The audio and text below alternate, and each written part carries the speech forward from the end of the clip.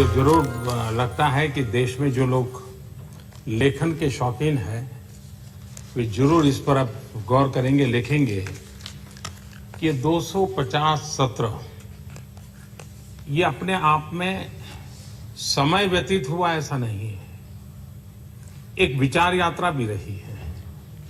जैसा आपने कहा कि कभी एक बिल ऐसा आया था तो जाते जाते उसी के बिल्कुल अलग सा नया बिल इस प्रकार से आया।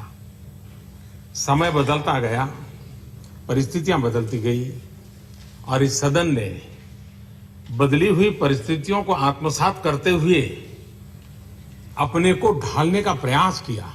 मैं समझता हूं ये बहुत बड़ी चीज है और इसके लिए सदन के सभी सदस्य जिन्होंने तब तक काम किया वो बधाई के पात्र हैं। वरना किसी को लग सकता है भाई 20 साल पहले मैंने तो ये स्टैंड लिया तब मैं क्या स्टैंड कैसे बदल सकता हूं। लेकिन आपने जिस प्रकार से आर्टिकुलेट करके इस बात को प्रस्तुत किया वे हमारी विचार यात्रा का प्रतिबिंब है, भारत की विकास यात्रा का प्रतिबिंब है और वैश्विक परिवेश में भारत किस प्रकार से नई नई बातों को लीड करने का सामर्थ्य रखता है उसका उसमें प्रतिबिंब है। और ये काम इस सदन से हुआ है, इसलिए सदन अपने आप में गौरव अनुभव करता है।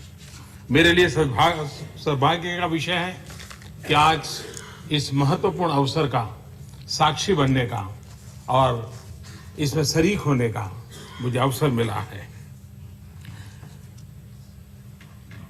ये साफ कह सकते हैं हम कि कभी चर्चा चल रही थी संविधान निर्माताओं के बीच में कि सदन एक हो या दो हो, लेकिन अनुभव कहता है कि संविधान निर्माताओं ने जो व्यवस्था दी वो कितनी उपयुक्त रही है और कितना बढ़िया कंट्रीब्यूशन किया है।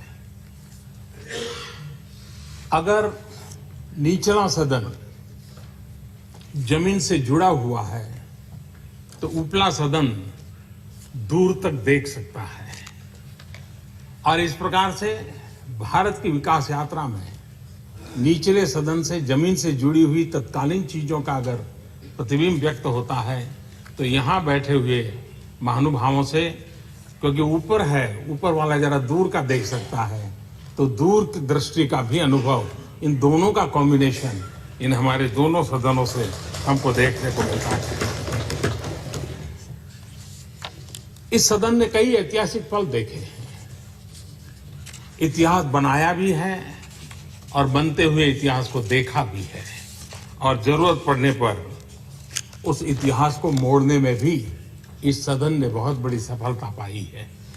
उसी प्रकार से इस देश के गणमान्य दिग्गज महापुरुषों ने इस सदन का नेतृत्व किया है, इस सदन में सहभागिता की है और इसके कारण हमारे देश की इस विकास यात्रा को और आजादी के बाद के बहुत सी चीजें गढ़नी थी। अब तो 50-60 साल के बाद बहुत सी चीजें शेप ले लिया है, लेकिन वो शुरुआत काल में फियर ऑफ अननोन से हमें गुजरना पड़ता था। उस समय जिस मैच्योरिटी के साथ सबने नेतृत्व किया है, दिया है, ये अपने आप में बहुत बड़ी बात है। आदरणीय सभापति जी, ये सदन की बड़ी विशेषता है और दो पहलू खास है। एक तो उसका स्थायित्व, परमानेंट कहें या इटर्नल कहें, और दूसरा है विविधता, डाइवर्सिटी। स्थायित्व इसलिए है, इटर्नल इसलिए है कि लोकसभा तो भंग होती है, इसका जन्म हुआ अब तक कभी इसको न भंग हुई है न भंग होना है, यानी ये इटर्नल है। लोग आएंगे जाएंगे लेकिन ये व्यवस्था इटर्नल रहती है, ये अपनी उसकी एक विशेषता है। और दूसरा है विविधता, क्योंकि हाँ राज्यों का प्रतिनिधित्व प्राथमिकता है। एक प्रकार से भारत के फेडरल स्ट्रक्चर की आत्मा यहां पर हर पल हमें प्रेरित करती है। भारत की विविधता, भारत की अनेकता के एकता के जो सूत्र है उसकी सबसे बड़ी ताकत इस सदन में नजर आती है और वो समय समय पर ये रिफ्लेक्ट भी होती रहती है। उसी प्रकार से उन विविधताओं के साथ हम जब आगे बढ़ते हैं तब इस सदन का एक और लाभ भी है कि हर किसी के लिए चुनावी अखाड़ा पार करना बहुत सरल नहीं होता है, लेकिन देश हित में उनकी उपयोगिता कम नहीं होती है। उनका अनुभव, उनका सामर्थ्य उतना ही मूल्यवान होता है। तो ये एक ऐसी जगह है कि जहां इस प्रकार के सामर्थ्यवान महानुभाव, भिन्न भिन्न क्षेत्रों के अनुभवी लोग, उनका लाभ देश के राजनीतिक जीवन को, देश के नीति निर्धारण के अंदर उनका बहुत बड़ा लाभ मिलता है और समय समय पर मिला है। वैज्ञानिक हो, खेल जगत के लोग हो, कला जगत के लोग हो, कलम के धनी हो, ऐसे अनेक महानुभावों का लाभ, जिनके लिए चुनावी अखाड़े से निकल करके आना बहुत मुश्किल होता है, लेकिन इस व्यवस्था के कारण हमारी बौद्धिक संपदा का भी एक रिचनेस हमें इससे प्राप्त हुई है। और इन 250 सत्रों में, और मैं मानता हूं इसका सबसे बड़ा उदाहरण बाबा साहब आम्बेडकर स्वयं है, क्योंकि किसी न किसी कारण से उनको लोकसभा में पहुंचने नहीं दिया गया, लेकिन यही तो राज्यसभा थी जहां बाबा साहब आम्बेडकर के कारण देश को बहुत लाभ मिला। और इसलिए हम इस बात का गर्व करते हैं कि ये सदन है जहां से देश को बाबा साहब आम्बेडकर जैसे अनेक महापुरुषों का हमें बहुत ही लाभ मिला।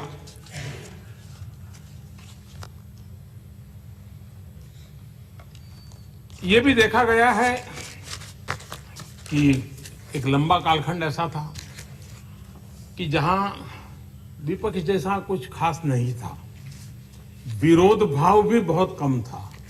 ऐसा एक बहुत बड़ा कालखंड रहा। और उस समय जो शासन व्यवस्था में जो लोग बैठे थे, उनको वो सौभाग्य रहा कि उनको इसका बहुत बड़ा सौभाग्य भी मिला, जो आज नहीं है। आज डगर डगर पर संघर्ष रहते हैं, डगर डगर पर विरोध भाव व्यक्त रहता है। लेकिन उस समय जबकि विरोध पक्ष न के बराबर था, इस सदन में ऐसे बहुत ही अनुभव और विद्वान लोग बैठे थे कि उन्होंने शासन व्यवस्था में कभी भी निरंकुशता नहीं आने दी। शासन में बैठे हुए लोगों को सही दिशा में जाने के लिए प्रेरित करने के कठोर काम इसी सदन में हुए हैं। ये इन्हें कितनी बड़ी सेवा हुई है, इसका हम गर्व कर सकते हैं और ये हम सब के लिए स्मरणीय है। आदरणीय सभापति जी, हमारे प्रथम उपराष्ट्रपति जी डॉक्टर सर्वपल्ली राधाकृष्णन जी ने इस सदन के संबंध में जो बात कही थी, मैं उसको आपके सामने प्रस्तुत करना चाहूंगा। डॉक्टर राधाकृष्णन जी ने कहा था, इसी चेयर पर बैठकर के उन्होंने कहा था, और वो आज भी उतना ही उपयुक्त है। और आप प्रणब मुखर्जी, आदरणीय प्रणब मुखर्जी के बात को उल्लेख करते हो, या आप स्वयं अपना दर्द व्यक्त करते हो, ये सारी बातें उसमें है। और उस समय राधाकृष्णन जी ने कहा था, हमारे विचार, हमारा व्यवहार और हमारी सोच, हमारे विचार, हमारा व्यवहार और हमारी सोच ही दो सदनों वाली हमारी संसदीय प्रणाली के औचित्य को साबित करेगी। संविधान का हिस्सा बनी इस द्विसदनीय व्यवस्था की परीक्षा हमारे कामों से होगी। हम पहली बार अपनी संसदीय प्रणाली में दो सदनों की शुरुआत कर रहे हैं। हमारी कोशिश होनी चाहिए कि हम अपनी सोच, सामर्थ्य और समझ से देश को इस व्यवस्था का औचित्य साबित करें। 250 सत्र की यात्रा के बाद, अनुभव का इतना संपुट होने के बाद, वर्तमान की और आने वाली पीढ़ियों की दायित्व तो और बढ़ जाता है कि डॉक्टर राधाकृष्णन जी ने जो अपेक्षा की थी, कहीं हम उससे नीचे तो नहीं जा रहे हैं, क्या हम उन अपेक्षाओं को पूरा कर रहे हैं, या बदलते हुए युग में हम उन अपेक्षाओं को भी और अच्छा वैल्यू एडिशन कर रहे हैं, ये सोचने का समय है। और मुझे विश्वास है कि सदन की वर्तमान पीढ़ी भी और आने वाली पीढ़ी भी डॉक्टर राधाकृष्णन जी की अपेक्षाओं को पूर्ण करने के लिए निरंतर प्रयास करती रहेगी, और उससे आने वाले दिनों में देश को,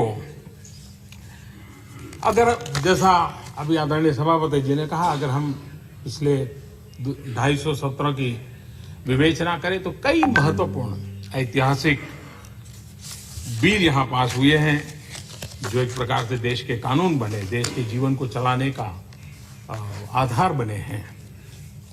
और मैं भी पिछले अगर 5 साल का हिसाब किताब देखूं तो मेरे लिए बड़े सौभाग्य की बात है कि ऐसी अनेक महत्वपूर्ण घटनाओं का साक्षी बनने का अवसर मुझे भी मिला है। विद्वत्तापूर्ण हर एक किसी के विचार सुनने का मुझे सौभाग्य मिला है, और कई बातों को नई सिरे से देखने का अवसर इसी सदन से मिला है, और इसके लिए मैं खुद लाभान्वित हुआ हूं, और मैं सबका आभारी भी हूं। और ये अगर हम चीजों को सीखे समझे तो बहुत कुछ मिलता है, और वो मैंने यहाँ अनुभव किया है। तो मेरे लिए आप सबके बीच कभी कभी आकर के सुनने का मौका मिलता है, वो अपने आप में एक सौभाग्य है।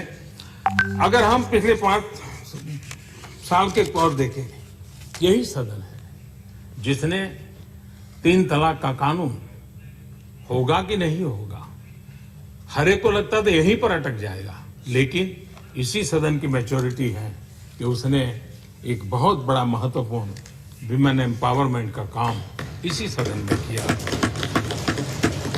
हमारे देश में आरक्षण के विरोध करके हर पल संघर्ष के बीज बोए गए हैं, उसमें से तनाव पैदा करने के भरसक प्रयास भी किए गए हैं, लेकिन ये गर्व की बात है कि इसी सदन ने सामान्य वर्ग के गरीब परिवार का 10% आरक्षण का निर्णय किया, लेकिन देश में कहीं तनाव नहीं हुआ, विरोध भाव पैदा नहीं हुआ, सहमति का भाव बना। ये भी इसी सदन के कारण संभव हुआ है। इसी प्रकार से हम जानते हैं जीएसटी लंबे अरसे से जो को भी शासन में जिसकी जिम्मेवारी है, हर एक ने मेहनत की। कमियां है नहीं है, सुधरनी चाहिए नहीं सुधरनी चाहिए, ये सारी भी डिबेट चलती रहेगी, लेकिन one nation one tax system की ओर इसी सदन ने सर्वसम्मति बना करके देश को दिशा देने का काम किया है, और उसी के कारण एक नए विश्वास के साथ विश्व में हम अपनी बात रख पा रहे हैं। देश की एकता और अखंडता इसी सदन में 1964 में जो वादे किए गए थे कि 1 साल के भीतर भीतर इस काम को कर दिया जाएगा, जो नहीं हो पाया था, वो धारा 370 और 35A इसी सदन और देश को दिशा देने का काम इस सदन ने पहले किया, बाद में लोकसभा ने किया है।